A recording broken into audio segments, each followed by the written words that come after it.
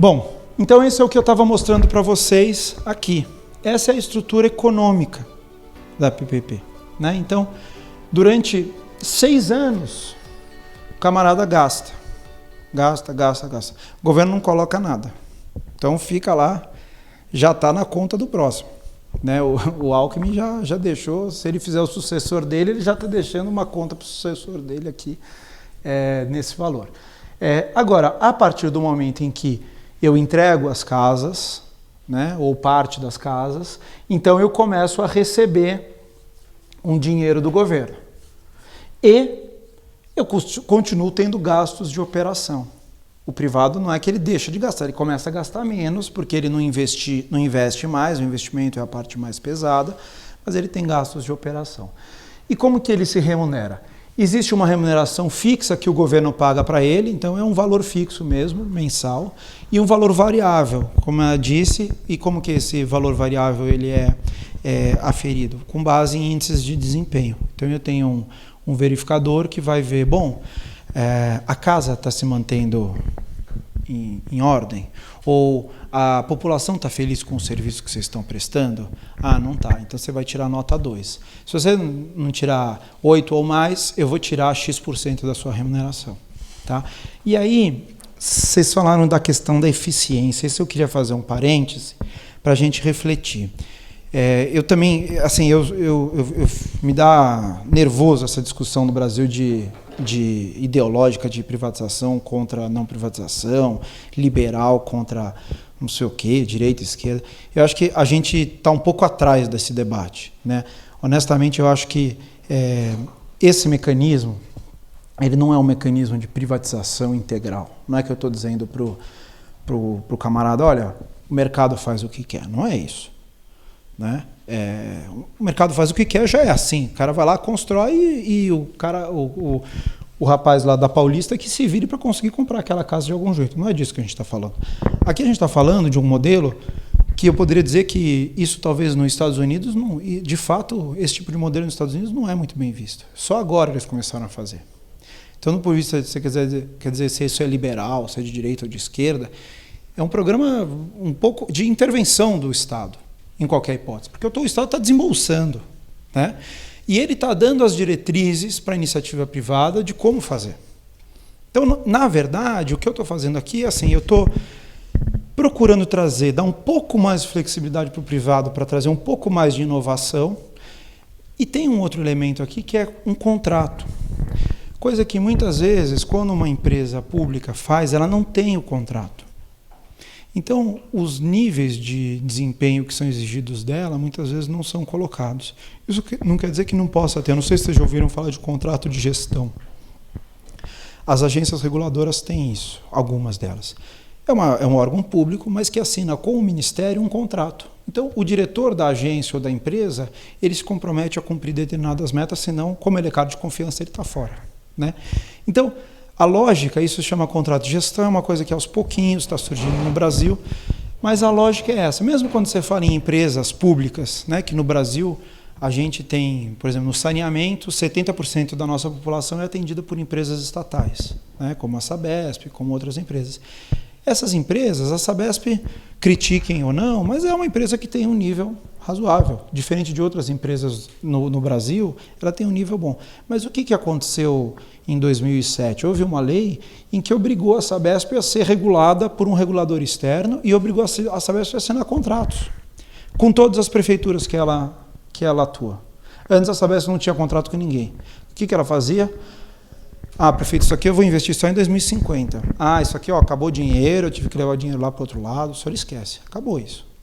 Hoje, a Sabesp é obrigada a assinar contrato com São José, com Birigui, com São Paulo. Né? Então, mesmo sendo duas empresas, uma empresa pública e um município, eu mudei a lógica. Eu disse assim, agora você tem meta, está escrito no contrato, então você vai ter que cumprir. E a PPP, muitas vezes as pessoas falam de eficiência, essa coisa, porque o privado é mais eficiente. Às vezes às vezes não é. O problema é incentivo. Se é público ou privado, você tem que ter incentivo para ser eficiente. Monopólio, o camarada ele pode ser público e ser monopolista e e desrespeito ao consumidor, como ele pode ser privado, monopolista e desrespeito ao consumidor. Quem estuda direito econômico sabe que toda a teoria de antitrust surgiu, uma parte dela nos Estados Unidos, em que a AT&T, que é uma empresa privada, se tornou monopolista na área de telecomunicações e o governo obrigou a empresa a ser fatiada. O governo chegou e falou, não, você vai ser fatiado, você não vai, vamos criar concorrência no mercado. Então, a PPP, a vantagem que eu vejo é que não é só porque é privado, mas porque ela contratualiza e porque você tem a possibilidade de criar índices de desempenho.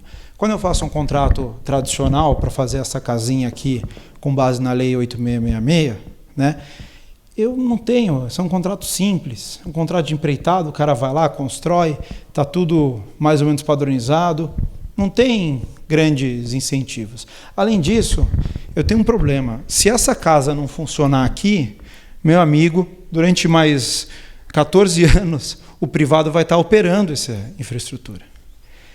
Então, se eu não fizer o trabalho direito aqui, eu vou ter um custo elevado de manutenção, porque eu tenho a obrigação de entregar o serviço.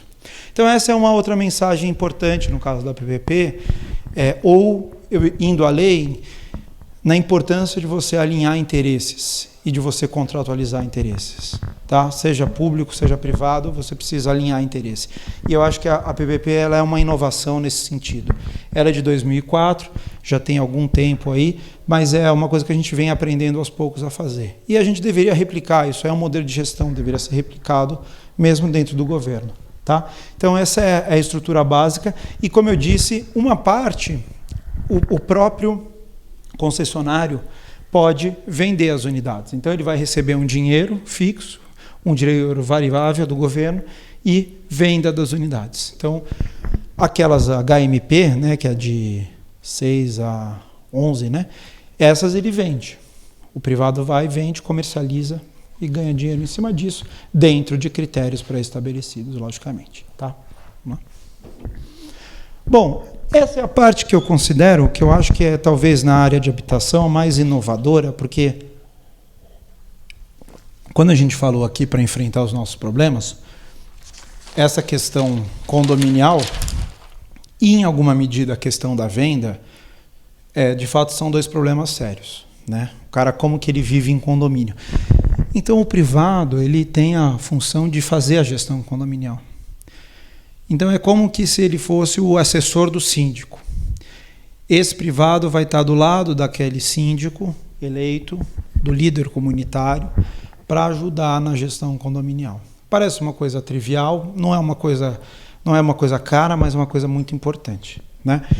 Outra coisa, ele faz a gestão da carteira de mutuários, ou seja, aqueles camaradas que tomaram empréstimos para se financiar, ele ajuda a organizar toda essa documentação, cadastramento dos usuários, etc, etc. Ele faz o trabalho técnico social de pré e pós-ocupação. Pré-ocupação também é importante, né? Fazer um trabalho de conscientização, dizendo, olha, você vai morar lá. Tem uma coisa que esse projeto está tentando fazer, mas não é exclusivo desse projeto, mas é um pouco... os arquitetos falam que tem um movimento, que é o NIMBY, que é Not in My Backyard, que traduzindo para o português, não no meu quintal. Que é aquele cara que fala assim, não, eu sou super a favor de política social, desde que não seja no meu quintal. Né?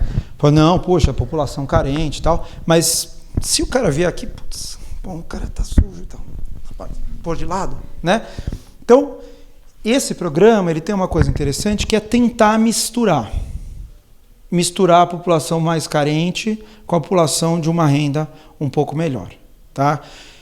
Ninguém sabe o que isso vai acontecer, porque o ser humano você não consegue amarrar e dizer, olha, faz isso ou faz aquilo. Né? Existe uma aposta de que esse negócio consiga gerar algum tipo de integração social e que possa ser um exemplo para isso. O Copan, não sei se vocês conhecem o Copan aqui no centro, ele é uma tentativa disso. Né? Você tem apartamentos enormes e você tem quartinhos que são quase de hotel. Né? O que teoricamente você teria um mix aí de perfil de pessoas e também de renda. Né? Lógico, hoje aquela região virou uma região supervalorizada, então isso não funciona. Mas a ideia um pouco é essa, ou seja, eu fazer essa integração pré e pós-ocupação, ajudar o camarada também a se instalar, porque ele está às vezes saindo de Guaianazes para ir para o centro e poder se instalar. E existe uma diretriz aqui que a seleção dos beneficiários seja de gente que trabalhe no centro, né? Justamente para você evitar o problema de transporte. Também não adianta nada pegar o cara que trabalha em Franco da Rocha e trazer ele para morar no centro de São Paulo. Você vai criar todos os problemas, né? Então, essa é uma coisa. E a manutenção predial, como eu disse, isso vem junto com a gestão condominial, mas o privado é obrigado a fazer uma manutenção condominial dentro de alguns limites. Então, na minha visão, esse contrato, o que ele tem de diferencial é justamente isso, é o poder agregar essa questão, além do financiamento, essa questão de ocupação social. Não sei se alguém tem algum comentário, alguma dúvida, está ficando claro? Essa questão de levar essas pessoas para lugares público, eu vejo isso mais complicado, porque teve um habitacional aqui eles entregaram tem uns 5 anos, me parece, aqui na Moca, na rua que eu morava.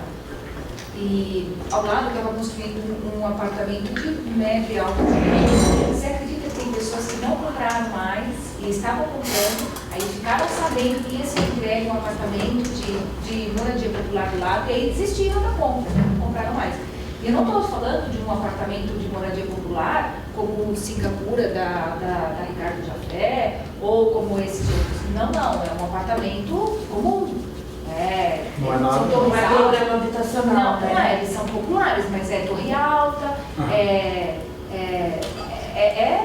sabe? E o curioso é que no bairro mesmo, no comércio, na região, as pessoas diferenciam, sabe? Quem mora no conjunto habitacional e o sujeito que mora no prédio ao lado, que é um pouquinho, tem outro padrão. A própria vizinhança tem essa distinção, né? No salão de cabeleireiro, por exemplo, a cabeleireira já não atende quem é. Aquela fulana, tenho certeza que aquela ali mora ali, então... Não vou pagar. Ela não vai pagar. Não, ela já fala assim, a pessoa chega lá, às vezes você está lá e a pessoa chega lá e fala assim, quanto custa o corte de cabelo? Já é R$70, só para a pessoa não ir, não ser inserido. Existe uma necessidade de repelir essas pessoas, né? Ou porque ele não quer que o outro seja inserido, ou porque ele não quer, ou porque ele está achando que ele está baixando o nível, né? Você está entendendo? Às vezes ele está achando que está caindo no degrau. Eu estou indo no mesmo lugar que o fulano, que não poderia ir, nós não temos o mesmo padrão. Eu estou indo no mesmo mercado que a minha manicure, ou que a moça que limpa a minha casa. O mais grave, na minha opinião, foram as pessoas que estavam fechando o negócio naquele prédio e resolveram ir para outros porque não queriam morar ao lado.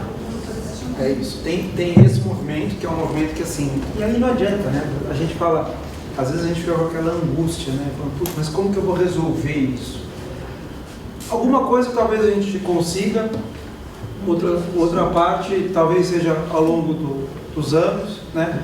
Mas, por exemplo, aqui no Centro a aposta é que você, como é uma área com muita infraestrutura e que tem áreas que já estão relativamente valorizadas, como eu disse, a São Luís, a aposta é que você consiga manter essas pessoas. Mas é o que você disse, a Moca, uma região que se valorizou pra caramba, né, nos últimos tempos. E aí, o que essa pessoa vai fazer no mercado? Como que ele vai comprar a farmácia? Como que ele vai frequentar os mesmos lugares? Se o próprio entorno não colabora, se os comerciantes da região não inserem. Vocês já ouviram falar dessa palavra gentrificação? Né? Que é isso, quer dizer, eu também crio o processo oposto, né? ou o próprio processo que você está contando, que é eu vou encarecendo a região, né? Então a cabeleireira começa a cobrar 70, o cara do hot dog começa a cobrar 7, 8, não cobra mais os 2, né? Então eu vou encarecendo. Então esse é um problema sério de como enfrentar isso. Nesse projeto... O fato de eles estarem morando lá, desculpa, não os inserem na região, na localidade, sabe? Eles não fazem parte do entorno, não fazem. É que São Paulo tem tendência a criar cidades muradas dentro da própria cidade, né? Todos os bairros que passam por algum tipo de aumento de infraestrutura, eles vão tirando as pessoas que moravam ali antes. Eu falo pela minha própria família, a gente morava em Trambim, chegamos lá em 89, minha família saiu de lá esse ano. Porque como vai chegar o metrô e começou a ter despropriação para a instalação do metrô, pessoal, a gente foi para Santo André. Meus pais se mudaram para Santo André porque não conseguem mais comprar nada lá. As minhas irmãs se casaram e não conseguiram comprar no bairro onde a gente cresceu. Porque valorizou muito. E dentro, por exemplo, o Shopping Cidade Jardim. O Shopping Cidade Jardim é uma muralha dentro da cidade. Você tem ocupação de manancial, você tem um lugar que, por exemplo, as pessoas que trabalham no Shopping Cidade Jardim, elas têm que sair do shopping para ir comer na favela que fica atrás. Porque elas recebem um vale de refeição que não paga nem o restaurante mais barato dentro do shopping. Surreal. Então você tem... E como seria essa pessoa? Não tem, mas por quê? Porque você tem uma lógica de ocupação do espaço que não é uma lógica que não vê a ótica da cidade. Você está enxergando a ótica do indivíduo.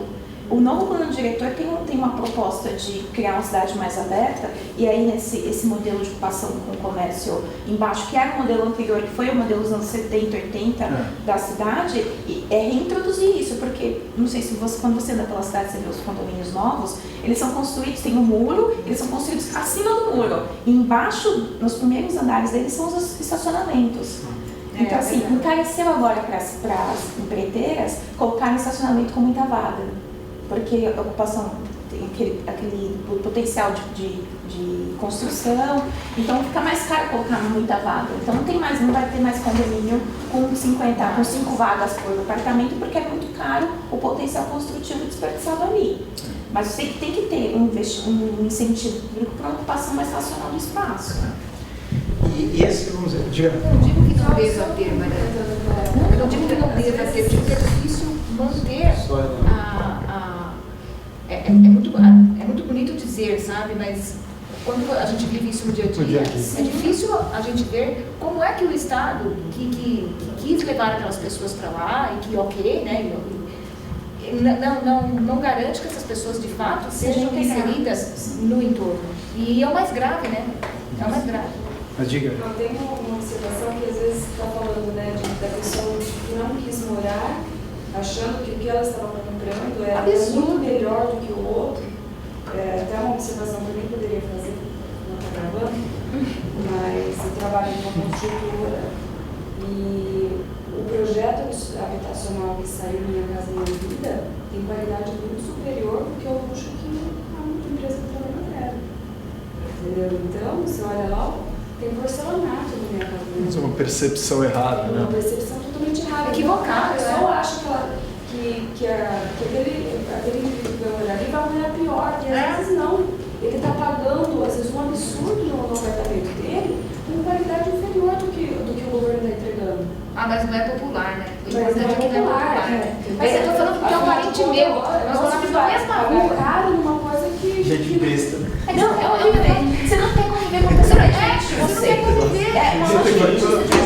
Você vai morar no bairro caro, você paga caro, e você está pagando caro para conviver com pessoas iguais a você. Exatamente. Você não paga para morar cá.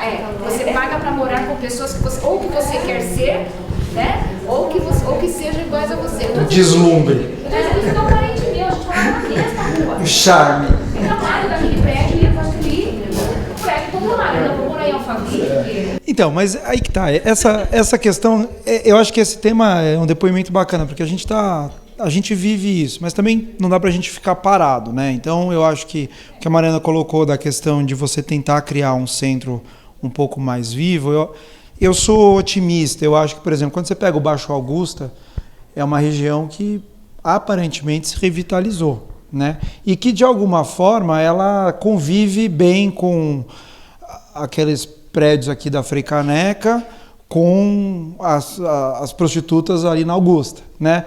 E com a boate gay, com o alternativo. Quer dizer, é uma área que, de alguma forma, aos poucos está se revitalizando, e eu acho que essa é um pouco a aposta, que o centro, você não vai conseguir fazer uma mega intervenção de uma hora para outra, mas são iniciativas, não sei, vamos ver o que vai acontecer com essa aqui, mas essa eu até conversei com o pessoal do MTST, e eles são completamente contra qualquer tipo de coisa, mas eles disseram assim, não, a gente não gosta do projeto, mas a gente está conversando com os primeiros beneficiários desse projeto para ajudá-los a aderir ao programa.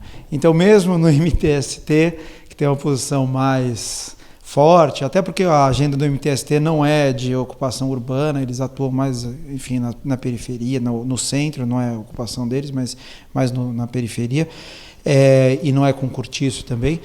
Mas mesmo o MTST não criticou abertamente esse projeto. Então, quer dizer, me parece que é um projeto que tem algum mérito, né? Então, vamos lá. Bom, como eu disse aqui, só para a gente detalhar um pouquinho, a gestão condominial, eu auxilio o síndico no exercício das atividades cotidianas, orientando sobre aspectos legais e dando suporte às atividades administrativas e apoiar as ações autônomas de fortalecimento e consolidação das ações voltadas para a melhoria das condições de vida e sustentabilidade do condomínio. Ou seja, realmente ter alguém, tipo um assistente social, alguém que está lá do lado do síndico ajudando a gerir aquele prédio, né? Vamos lá? Bom, que isso vai ficar disponível depois para vocês, os trabalhos operacionais de habilitação dos mutuários, né, e trabalhos de acompanhamento e obtenção dos financiamentos. Ou seja, aqui também tem um apoio, como muitas dessas famílias têm um nível de renda mais baixo, um nível de educação mais baixo, você dá algum tipo de apoio para que eles possam cumprir os contratos, entender o que eles estão assinando, ter algum tipo de assessoria nessa faixa. Tá? A pré-ocupação, como eu disse, desenvolvimento de ferramenta metodológica para a execução das atividades, com especial atenção aos idosos e crianças, ou seja, um trabalho muito grande de assistência social, logística operacional, ou seja, acompanhar o pessoal na mudança, critérios de hierarquização socioeconômica das famílias cadastradas, ou seja, como eu vou priorizar a entrega dessas habitações, a elaboração de plano e realização de diagnóstico, contemple o perfil socioeconômico e territorial das famílias. Ou seja, você busca a ajuda do privado em algum nível de planejamento dessa ação. Tá? Vamos lá? Pós-ocupação, bom, não quero também tomar muito tempo aqui de vocês, a pesquisa e avaliação de resultados com indicadores de desempenho, ou seja, fazer a entrevista, ver se há satisfação dos usuários, recepcionar e acompanhar as famílias, apresentar os resultados aí ao poder concedente, etc, etc. Então, esses são os trabalhos de pós-ocupação. Manutenção predial, então tem que ter um plano preventivo de manutenção. Na realidade, nem toda a manutenção é feita pelo privado, mas ele ajuda o condomínio a fazer essa manutenção de elevador, de calha, de caixa d'água, tá? E é preciso fazer então existe esse plano aí de manutenção. Tá? E aí, vamos lá. E aí, isso é o que, é um programa, o programa chama Casa Paulista, né, do governo do estado, então é a PPP da Casa Paulista.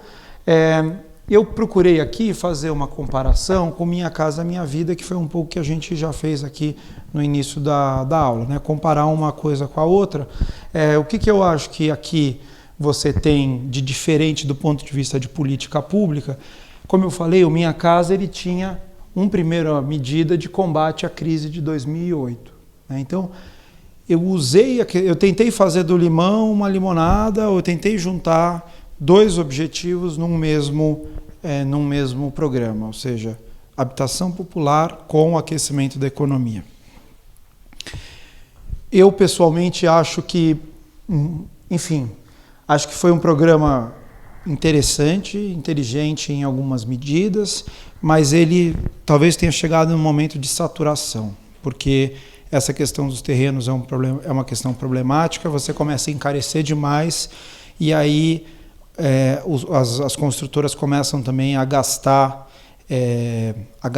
menos para poder viabilizar, e o governo, isso depende muito de dinheiro do governo, isso era dinheiro do caixa do governo para construir as casas, para dar dinheiro. Então, é um programa que funciona bem quando você tem dinheiro em caixa. Quando você não tem dinheiro em caixa, tanto que o Minha Casa, hoje, o governo está cortando, né? E, no fim, enfim, está cortando porque não tem dinheiro, não tem muita discussão, assim. No fim, de programa habitacional, realmente, pegando a tradição de programa habitacional brasileiro, foi um programa bom. Se os programas habitacionais brasileiros são bons, aí é um outro problema. Mas tinha essa questão, né? E injetar crédito no setor imobiliário e criar oferta habitacional para a população de baixa renda. Então, como eu disse, 3 a 6 salários mínimos, 6 a 10, até 3 a 6, 6 a 10. Né? Então, essa é a população que recebia subsídio integral, essa aqui tinha um financiamento bem subsidiado e essa um pouco menos subsidiado. Né? Então, subsídio integral da Caixa e financiamento da Caixa. O problema da minha casa, que é como eu disse, é como qualquer outro programa habitacional, eu construo, vendo e acabou. Galera, se vira. Né? Então, para essa faixa, a aposta aqui é que talvez eu vá encontrar problemas. O outro problema da minha casa, como a gente já falou, é isso aqui que vocês bem apontaram, que é eu vincular preço à localização. Né? Como eu delego para o privado, é um programa que ele é muito eficiente, porque ele delega para o privado construir, mas ele é de baixo planejamento, porque é muito dinheiro que vem do governo federal e ele impacta de maneira forte nas habitações, né, nos planos municipais, ou seja, o prefeito fica sem saber o que fazer e aquela cidade dele vai crescendo de maneira um pouco desordenada. Então, minha casa tem esse problema.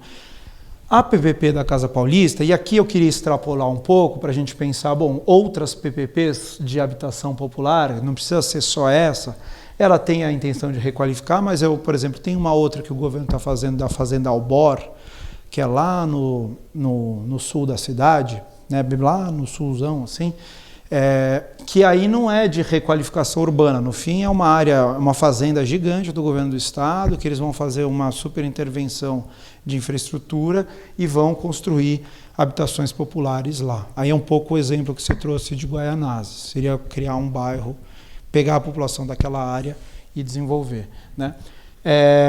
O que eu acho que tem aqui de vantagem nesse modelo é justamente o governo direcionar o planejamento, porque ele que vai decidir aonde vai ser feito o investimento. O que tem desvantagem é que isso encarece o programa. Né? Então não adianta. Eu nunca vou ter custo de terreno aqui mais barato do que eu vou ter na minha casa. Eu não posso escolher, a área está definida e é no centro. Então eu pego terreno do governo ou eu vou ter que desapropriar. E daí quando eu for desapropriar isso vai custar mais caro, não tem mágica, não tem almoço grátis. Né? Então a PPP tem que levar isso em consideração. Nas áreas, nos salários, como eu disse, é 1 a 6, 6 a 10, ou seja, não é uma população tão carente quanto 0 a 3, né? Tem, logicamente, 1 a 6, mas você tem uma faixa também de tentar trazer funcionários públicos para o centro, etc. Mas eu acho que a grande tacada está aqui. Venda, prestação de serviços e financiamento. Ou seja, um mecanismo para dar fôlego para o governo poder fazer esse tipo de investimento com prestação de serviço. Né? Então, além disso, um outro comentário que eu faria, e foi dito aqui, que na PPP, por ser um contrato de serviços, eu dou para o privado diretrizes de como ele tem que construir a casa, mas não necessariamente o projeto pronto. Então, se o contrato estiver bem arrumado e tiver bom alinhamento, de repente eu consigo até trazer algum tipo de inovação na construção. Eu não sei se vocês conhecem o Aravena, ele ganhou o prêmio do Chile, o Pritzker, que é o Nobel da arquitetura, ele ganhou agora recentemente. Qual que é a tacada dele lá? Ele faz primeiro casas populares a baixo custo, só que ele faz o seguinte, ele constrói metade da casa só. Então ele entrega super bom, né? Você chega, olha, tem meio quarto, tem meia cozinha, meia sala, aquela casa, né? Não tinha teto, não tinha nada, aquela música. Mas qual que é a ideia do Aravena? Uma é que é como se você exigisse a contrapartida da pessoa na construção da própria casa, permitindo que ela se aproprie daquela casa. Então não é que eu chego e entrego a casinha chinesa lá, com 2 cômodos, não sei o que, não. Você vai escolher o seu azulejo, você vai escolher o seu porcelanato, você vai querer transformar o seu quarto em loft, faça o que você quiser. Que inclusive, quando a gente olha os barracos ou nas favelas, quer dizer, às vezes tem muito mais criatividade e inovação do que essas casas da União Soviética, que é tudo igualzinho, né? Então, a ideia do Aravena é um pouco isso. Esse contrato ele não tem essa flexibilidade para o privado, mas um contrato de PPP, se bem desenhado, permitiria algum tipo de flexibilidade nesse sentido, ou seja, incentivar o privado a inovar no desenho das casas, e isso tem um impacto brutal na população, né? A gente sabe que o camarada vivendo bem tem impacto em produtividade, a felicidade. No final é isso que o governo serve, né? Para que a população seja minimamente feliz. Então, eu acho que a grande vantagem da PPP é você dar um pouco mais de flexibilidade, sair daquele modelo tradicional, CDHU, Singapura, em que você vai construindo e fazendo. Eu acho que então as conclusões, eu aproveitei, na verdade foi um pouco, na nossa pesquisa tinha um objetivo de comparar com o Minha Casa, então o que a gente chega à conclusão que o Minha Casa oferece maior liberdade ao ente privado, só que há um descasamento do Minha Casa com o planejamento municipal, existe menos controle público do Minha Casa, ou seja, é um programa mais liberal, se a gente for pensar, comparativamente ao PPP, a remuneração não é vinculada à qualidade do serviço, por outro lado, tem maior potencial de escala, eu posso fazer isso no Brasil inteiro, dando dinheiro para as empreiteiras que elas vão construindo, né? E ela tem um objetivo diferente comparativamente à PPP, né? Então, essa é a vantagem e desvantagem, financiamento privado, limitação para, no caso da PPP, para a contratação de PPPs, serviços de pré e pós. Por outro lado, eu tenho uma complexidade muito grande nesse projeto, custa muito fazer um projeto como esse. A gestão condominial, por outro lado, a desvantagem demanda por empresa de maior porte, porque é uma empresa que não pode só construir uma casinha, mas ela precisa fazer as infraestruturas públicas todas que a gente falou, então eu acabo tendo menos concorrência na licitação, ainda mais agora com Lava Jato, que as grandes construtoras estão envolvidas, você pode ter um problema de concorrência aí, né? Tem um maior risco alocado ao privado, não sei se isso é desvantagem ou é vantagem, né? Porque o privado é obrigado a gerir aquele negócio, eu aloco mais risco. Eu posso ter uma restrição de financiamento, porque são projetos muito grandes, grande volume, então para o privado pegar esse empréstimo pode ser difícil, né? E eu tenho uma dificuldade de escalar, ou seja, não dá, como eu disse, ficar fazendo PPP todo lugar, né? Por outro lado, incentivos contratuais para qualidade, aderência ao planejamento municipal, porque é o governo que vai, de alguma forma, decidir aonde que vai ser colocado isso aqui, e realização de obras de requalificação urbana. Então, era isso. Eu queria agradecer aí vocês pela participação e também abrir agora, se vocês tiverem comentários e perguntas, eu estou à disposição. Obrigado.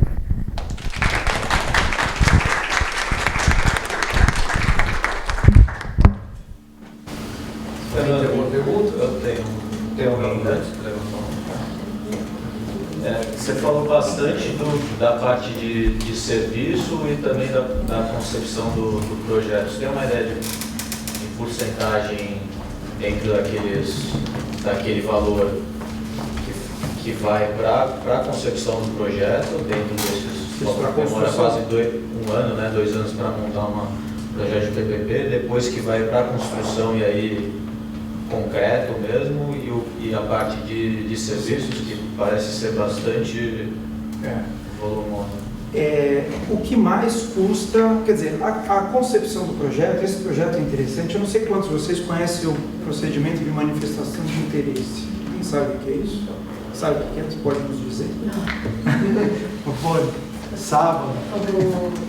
Não, o privado, ele se manifesta, ele apresenta, ele motiva a administração pública a chamar uma PPP. Então, é um procedimento, ele chega lá, apresenta. Eu acho que seria uma boa ideia a gente fazer esse projeto dessa maneira. O poder público olha, se ele aprovar aquele projeto, se ele achar que de fato é uma boa ideia desenvolver daquela maneira, ele chama os outros particulares para apresentarem comentários para aquele projeto. Uma vez definido qual vai ser o projeto, ele chama os outros interessados, do tipo, tem mais particulares interessados em fazer esse projeto? Vamos escolher o mais preparado, vamos fazer. Isso, então quer dizer, e aí o privado, qual é a vantagem desse? Isso foi desenvolvido dessa forma, o privado paga tudo, o governo não desembolsa nada. Quando a licitação sai, ele coloca uma cláusula no edital dizendo assim, quem ganhar a licitação, se não for o camarada que fez o projeto, vai ter que pagar 5 milhões, 7 milhões para ele. Tá? Tem críticas e tem elogios a esse método. As críticas são porque o cara que está estudando há 2 anos um negócio, ele vai ter uma vantagem competitiva fenomenal. Mas ele pode não ganhar. Na perspectiva do privado, mas na perspectiva do governo, eu crio assimetria de informação. Então tem gente que fala, poxa, isso é uma sacanagem, eu estou burlando a licitação. Por outro lado, no nosso Brasilzão de Lava Jato, historicamente, os projetos já eram feitos nessas bases, mas por baixo dos panos, né? Então, quer dizer, com baixa capacidade do governo investir, isso acontece. O camarada desenvolve o projeto e entrega o edital pronto na mão do governo. Então, essa é uma tentativa de você dar um pouco mais de transparência para o processo e, tudo bem, cria uma assimetria. Nesse caso, aconteceu isso. Foi o Instituto Urbi, que é um instituto mesmo de arquitetura de um cara super rico que decidiu investir nisso. Ele fez uma super concepção, é um projeto muito bacana. E aí ele se consorciou com a Odebrecht e aí no final eles não participaram da licitação. E aí um outro cara ganhou. Então ele foi reembolsado por esse cara que ganhou. Então, nesse caso, não sei, acho que custou uns 20 milhões o projeto. Tá? Mas é um projeto de 7 bi. Aí a parte de construção é a parte mais pesada, que custa mais, e porque você tem que fazer mais um financiamento mais curto, e aí tem que pagar os juros desse financiamento. Né? A operação, ela representa menos. É que eu não tenho o número certinho de quanto cada um representa, mas eu diria que a capacidade de financiamento que você tem que ter para fazer a obra. Isso aqui vai te custar mais, porque eu tenho que investir muito dinheiro em pouco tempo. O resto eu vou operando na medida em que eu vou ganhando dinheiro e eu tenho um capital de giro. Mais alguém? Algum comentário? Existe hoje, né, devido à crise, o privado não tem outro tipo de segurança para ele aceitar e encabeçar um PPP com medo de não receber do governo? Ou ainda não? E essa questão de receber do governo não está associada à crise, está associada a uma coisa magnífica que tem na nossa Constituição, que é o artigo 100, que são os precatórios. Não sei se todo mundo conhece os precatórios, mas basicamente quando eu ganho uma ação judicial contra o governo, eu preciso entrar numa fila e o governo só te paga quando tem, que é basicamente o calote instituído, né? Então isso foi criado com base em conceitos do direito francês, Napoleão e tal, e aí aqui eles colocaram na Constituição. Na França não tem nada disso, não tem precatório na França, né? Mas aqui no Brasil tem. Então, qual que é o problema? Quem falou? Você falou do prazo, né? Então eu vou pegar um contrato que eu vou investir tudo no começo e vou ficar com uma dívida perante o banco durante 20 anos que eu vou ficar gastando lá. Então eu falo assim, bom, legal, e se o governo não me pagar? Entra na fila do precatório. Legal, e aí o BNDES vem nas minhas costas, eu vou quebrar a minha empresa, não vou conseguir prestar o serviço e vou ficar lá na fila do precatório esperando receber, né? Então, o grande desafio em 2004 para as PPPs foi criar uma forma para evitar o risco de calote, para que o privado não entrasse no precatório. E isso foi feito inicialmente na lei de PPPs, vocês vão ver, para PPPs federais existe o Fundo Garantidor de PPPs. Aí o professor Carlos Ari, que esteve aqui, que deu essa ideia, que foi que esse fundo garantidor tivesse uma natureza de empresa pública, ou de empresa, ou seja, de direito privado. Como vocês sabem, as empresas públicas de direito são todas de direito privado, a Sabesp, a Eletrobras, elas não estão sujeitas ao regime de precatórios. Então, o que o governo faz? Aqui em São Paulo existe a CPP, Companhia Paulista de Parcerias. Ela é uma empresa que tem um monte de dinheiro, ativos e tudo mais. Quando tem uma PPP, ela assina o contrato junto dizendo assim, se o governo não pagar, a CPP paga. E aí ela pode constituir um fundo que tenha dinheiros quaisquer lá. Por exemplo, a PPP da Tamoios, a rodovia dos Tamoios que vai para o litoral, ela pegou as multas que são pagas pela população, jogou dentro de um fundo que é gerido pela CPPP.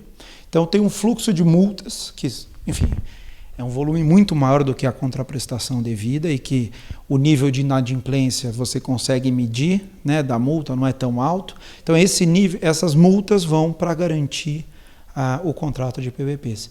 E você vai encontrar uma série desses mecanismos. Por exemplo, royalties do petróleo. No Rio de Janeiro, eles são utilizados para garantir PPPs.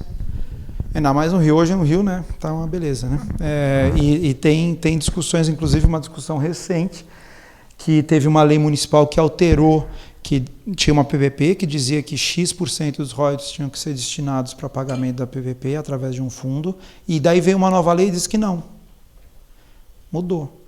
E aí foi declarado inconstitucional pelo TJ do Rio, essa lei que mudou, dizendo que ela estava ferindo o ato jurídico perfeito. Então, falando em segurança jurídica, voltando à sua primeira provocação, é um sinal de segurança jurídica isso aí. Mas esse é um grande problema de PPP, ou seja, aí só para a gente diferenciar, né? PPP, eu tenho dois tipos, concessão patrocinada e concessão administrativa. A concessão administrativa é quando o privado ganha o dinheiro direto só do governo. Então, ele só recebe do governo. A patrocinada é quando ele recebe do governo e pode cobrar dos usuários também. Por exemplo, a Tamoios. A Tamoios eu cobro pedágio dos usuários e eu recebo um dinheiro do governo, que na verdade hoje é R$1, porque eles ganharam com um lance super baixo. E a concessão comum é a imigrantes. Não tem dinheiro do governo, é só dinheiro dos usuários. Então, esse problema surge e essa lei, a 11079, fala desses dois modelos, de patrocinada e administrativa. A lei 8987, que essa já é de 95, da época das privatizações, essa fala de concessões comuns, tá? Que é concessão de rodovia, como é a imigrantes, a concessão de saneamento, né? Eu transfiro um município para o privado operar e ele cobra a tarifa dos usuários, tá? A concessão de energia, tá? Então essa é a questão das garantias, é um problema independente de crise, ela é muito relacionada aos precatórios. Qual é o peso assim, da variável planejamento urbano, determinação de zona e desenvolvimento de infraestrutura para essa segregação dos mais pobres para regiões mais centrais? Tem um exemplo lá em Curitiba, que é a Avenida Professor Paiva de Souza. Ela foi construída há uns 20 anos atrás, na época do Jaime Lerner. Era a famosa rua que a avenida que leva lugar nenhum ao nada. Não tinha nada construído. Só o que fizeram? Jaime Lerner é judeu. Os judeus compraram toda aquela região, construíram a avenida e agora vamos construir prédios. Subiram o que hoje é o Ecoville e ganharam muito dinheiro. Você não tem esse tipo de ação para locais de construção mais popular. E aí me vem assim, se não usam todas essas boas intenções para efeitos um pouco mais deletérios no sentido social. Essa questão da especulação imobiliária e da intervenção, vamos dizer, do lobby, né? Eu acho que a Mariana gosta do plano diretor atual, né? Eu também acho que ele foi inovador, mas assim, quando você vê o processo, inevitavelmente você tem, cada vereador tem uma agenda, né? E aí bem Brasil, né? É igual a Constituição. Não, mas precisa, puxa, ali na rua, não sei das quantas, precisa ter manter o meu comércio. Então tá bom. Então o cara vai lá na lei e escreve, na rua, não sei das quantas, pode manter o comércio. É uma anedota, mas na prática, quando você vai olhar, é assim que acontece, né? Que é mais ou menos como a nossa Constituição foi feita, não é à toa que ela tem não sei quantos milhões de artigos, né? Porque cada grupo de interesse vai colocando. O Franco fala que cada vírgula é um grupo de interesse. É isso, né? Então, isso existe na definição do plano diretor e existe, obviamente, em alguma medida, pode existir dentro do governo. No caso da Paulista, tem uma história aí, específica, que pelo menos é a versão oficial de bastidores, vamos dizer assim. Historicamente, a habitação sempre esteve com um determinado partido.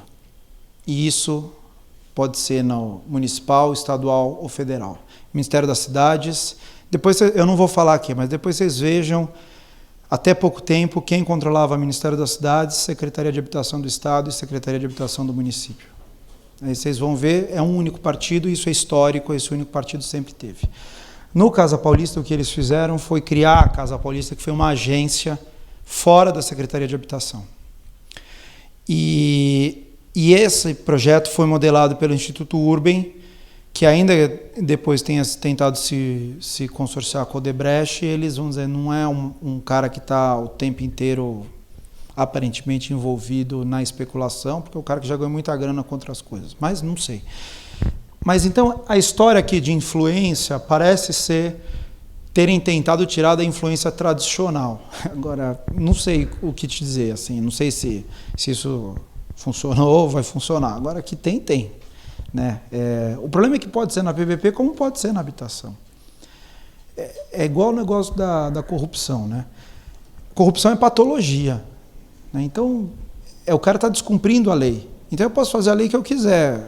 Se eu não controlar aquela lei decentemente, não tiver gente fazendo o trabalho e controlando, não vai ter jeito. Eu estava vendo aqui um estudo do Anthony Ling, que é um cara que é dono de um blog, Caos Planejado, está fazendo reviews dentro agora. E ele estava citando um estudo que fizeram análise de custo de imóvel em relação à renda média, custo médio em relação à renda média. E eles tiraram uma conclusão de quanto mais regulado o setor imobiliário, maior esse custo médio em relação à renda média. Então, o Japão, que é a região metropolitana de Tóquio, que é uma região super desregulada, ela tem um índice de 4,4. Em São Paulo, o índice é de 27,7. E aí também tem a variável da análise econômica do direito da tragédia dos anticomuns. Né? Então, tem um artigo que é bem famoso do Michael Heller, que é The Anti-Commons Tragedy, From Marx to Markets, que ele faz análise da distribuição fundiária na União Soviética, principalmente na divisão de lojas, então, e o desenvolvimento de quiosques, como eles desenvolveram o mercado negro dentro dos comunautas, né, que eles pegaram grandes casas que tinham e dividiram lá em 4 famílias, vocês vão morar aí junto. E o problema que isso foi relacionado e o problema depois para você desregular isso e trazer para uma lógica um pouco mais de mercado. Mas eu só acho que tem um ponto que a gente precisa sempre pensar, que em São Paulo, por exemplo, a gente está comparando São Paulo com Tóquio. Tóquio tem um problema de especulação imobiliária ligado à falta de espaço. São Paulo tem um problema de especulação imobiliária ligado à falta de infraestrutura na cidade. Então, é mais caro morar em São Paulo, onde tem infraestrutura, e é caro morar em Tóquio porque não tem espaço para todo mundo. São 2 razões, tem motivos diferentes que geram o preço em cada uma das cidades. Mas que Tóquio não é caro, é barato. Tóquio é a cidade mais cara de comprar um imóvel no mundo. Tóquio tem uma relação de... Só que a renda média é alta. Então, por isso que você não pode relacionar as 2 cidades. Porque São Paulo tem uma renda que não é alta, e Tóquio tem uma renda que é extremamente alta. E o preço dos imóveis tem implicações diferentes nos 2 lugares. Por isso que eu acho que é impossível você relacionar São Paulo com Tóquio nesse tocante. Eu só citei o estudo e ele não faz uma análise de Tóquio com São Paulo, ele faz uma análise de várias cidades do mundo. É como a gente está... Tem que ler o estudo, não estou tirando conclusão nenhuma. Não, mas é como a gente está falando sobre o modelo de São Paulo, a gente é sempre bom fazer essa referência, porque a justificativa de preço nos lugares é diferente em cada cidade tem uma realidade diferente. E a justificativa de preço em São Paulo está extremamente ligada à infraestrutura do local. Por exemplo, a Vila Olímpia, que tem uma ocupação recente. Eu falo isso, gente, porque eu sou apaixonada por moradia, é o que eu gosto de estudar. Então, para São Paulo, por exemplo, Vila Olímpia é um bairro artificial. Ele foi criado de propósito. Alguém comprou um lugar e forçou o Estado a criar infraestrutura ali. Então você tem um bairro que tem um caos de trânsito, que não tem equipamento de governo, que não tem escola, por exemplo, não tem posto de saúde direito na Olímpia, não tem não tem ônibus, não tinha ônibus até muito tempo, não tem ônibus que é Vila Olímpia, não tem metrô na Vila Olímpia, mas porque a ocupação da Vila Olímpia, daquela área ali no entorno, é uma ocupação artificial, que foi feita por empreiteira direto. Então, você gerou uma especulação imobiliária naquela área que é toda artificial, foi inteira imposta pelo mercado. Pegando esse gancho, quer dizer, e vinculando ao projeto, existe de fato uma crítica a esse projeto. Uma é essa questão das moradias serem muito amarradas, você não ter tanto espaço para inovação nas moradias, né? E a outra é que você, bem ou mal, quer dizer, você inovou um pouco, mas você já deu os terrenos de forma pré-definida, quer dizer, você não permitiu essa leitura de que o mercado, e muita gente defende de que o mercado poderia revitalizar a área. Tem alguma, né? Mas que eles usam Chelsea em Nova York, o Meat Market, né? Que foi mais ou menos isso, que os caras fizeram um prédio e aí em torno daquele prédio você começou a desenvolver vida, né? Então tem uma corrente que advoga isso, de que eu poderia, através de algumas infraestruturas públicas e alguns marcos, vamos dizer, arquitetônicos, poder desenvolver isso. Ou seja, com intervenções pontuais, eles dão o exemplo da gota, né? Que a gota pinga no lago e ela começa a espalhar. A Moca teve essa coisa.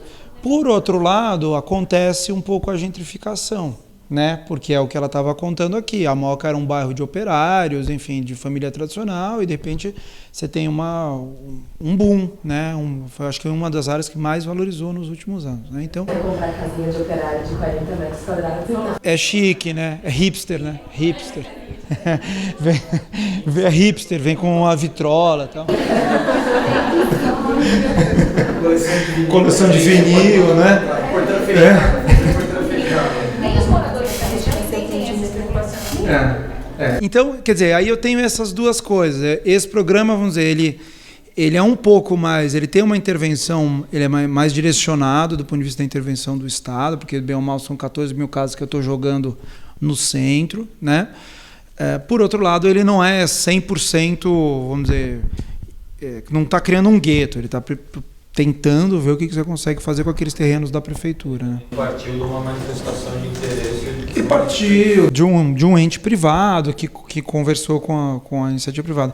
E é interessante, o pessoal estava me falando, quando eu fui lá no centro, que a Porto Seguro já tem metade das áreas lá, a Porto Seguro. Tanto que tem o Teatro Porto Seguro ali, que é um teatro super bacana, ali atrás. Então, uma boa parte também dos terrenos lá, a Porto Seguro já comprou esperando o negócio já valorizar, né? Então já tem uma estratégia aí. Agora também não adianta, a gente fica ansioso, né? Que a gente quer controlar tudo. Agora, a ideia era um exemplo aqui da União Soviética. Tentaram controlar tudo, mas também a gente não consegue, né? Então aí você começa a restringir a liberdade das pessoas. Se o cara quiser vender a casa dele, vai fazer o quê? Vai amarrar o braço do cara, né? Se ele quiser vender, vai vender, né?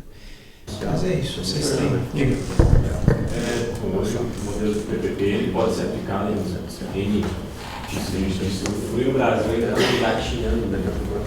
E aí você comentou sobre esse da Casa Paulista especificamente, que foi feito um projeto pelo Instituto URB, que tentou participar da estação do Nordeste, depois está em andamento. Tem outras cidades no Brasil, principalmente na área de moradia, com esse mesmo modelo? Então, tem um modelo do Distrito Federal para habitação para um público mais de funcionários públicos, assim. Eu sei que tem muita coisa sendo modelada, mas de caso concreto que já saiu, não tem. E tem essa Fazenda Albor, que agora que o edital já foi colocado em audiência pública, que é também do governo do Estado. Eu acho que não tenho 100% mapeado. A gente tem um hábito de mapear essas PPPs, mas não de habitação eu não conheço outra, não. Acho que não tem. Não sei se, de repente, num pequeno município, mas eu acho difícil. Acho difícil. Mas você tem hospital, você tem escola, né? Tem outros modelos aí, aqui no centro, Pérola Byton tem uma PPP sendo feita. Tem em Salvador, o Hospital do Subúrbio, para hospital, escola em BH tem também. Então, é um modelo que está se difundindo para como o Guilherme provocou, direitos sociais, né? Quer dizer, a gente tem o hábito de pensar concessão, participação da iniciativa privada em infraestrutura, vamos dizer, de logística, ou rodovias, ferrovias, portos, né? Eu diria que uma segunda geração de participação privada vem para assuntos sociais. E foi isso que aconteceu na Inglaterra, porque as concessões de rodovia, de serviços em rede ou de telecomunicações tal, já existiam, né? A grande virada é com esse tipo de PPP social. E por quê? Porque não tem usuário, né? Então tem PPP de presídio, por exemplo, em Ribeirão das Neves, perto de Minas Gerais, que o governo do estado fez. Não dá para cobrar tarifa. De quem que eu vou cobrar tarifa? Né? Do preso, da família do preso? Não dá para cobrar. Então, da mesma forma que a escola, né? Uma escola pública eu não posso cobrar taxa. O hospital público eu não posso cobrar. Então, para serviços sociais, a PPP ela é um modelo que pode ajudar a atacar algumas questões. Né? Tá bom? Pessoal, acho que pelo tempo, eu vou agradecer ao Fernando pela disponibilidade dele, por essa participação, que acho que foi super enriquecedora aí do debate, para a gente trazer justamente essa introdução a outros temas, né, que a gente tem falado, e temas que vocês não estão habituados e que com certeza em algum momento vão ter que enfrentar, né, e acho que principalmente desmistificar essa questão de que, porque você está envolvendo a parceria privada, você está se afastando do interesse público. Tem muito caminho e às vezes tem muita até ignorância nesse debate, por ideologização, que o Luiz Felipe Dávila falou isso no primeiro dia. Na palestra dele, vocês devem lembrar, uma dificuldade de liderança que a gente tem é você conseguir estabelecer bons debates, porque as pessoas já rotulam previamente as coisas, e esses temas que a gente trouxe foram justamente com essa intenção. Acho que como não é todo mundo que está envolvido tão diretamente com isso, consegue daí ter essa visão de ponderar os dois lados, como o Fernando fez super bem aqui. É um palestrante que dispensa maiores elogios. Muito obrigado de novo por você ter vindo aqui.